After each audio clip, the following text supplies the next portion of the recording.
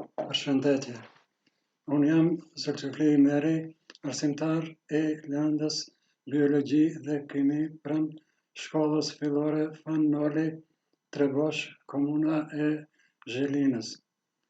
Për këtë orë njësi mësimore kam planifiku nga lënda e biologjisë që ka të bëjë me klasifikimin e kurrizorëve.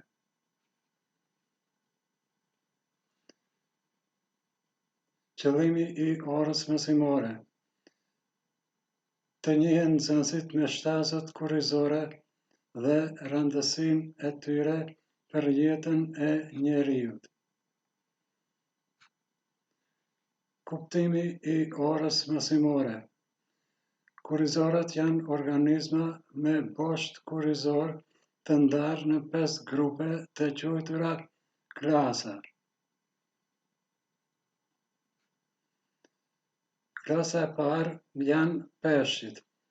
Peshqit janë banor të ujit me lëkurë të mbuluar me luspa.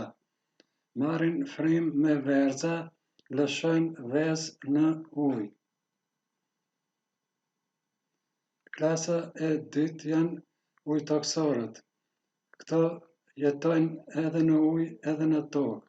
Të rriturit jetojnë në tokë dhe marrin frymë me mushkëri. Të vegjëlit zhvillohen në ujë, marrin frymë me verza dhe quhen fulterza. Në klasën e ujtoksorëve bëjnë pjesë bretkosat dhe picrakët. Këto kanë lëkurë të lëmuar pa luspa.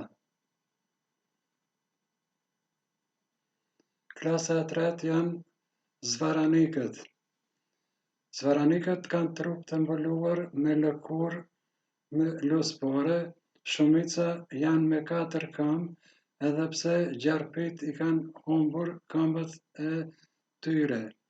Disa jetojnë në tokë, por ka edhe të tillë që jetojnë në ujë, si për shembull krokodilët. Zvaranikët shumohen me vezë. Në këtë grup përfshihen edhe dinozaurët që kanë qenë zvaranik të dikushëm.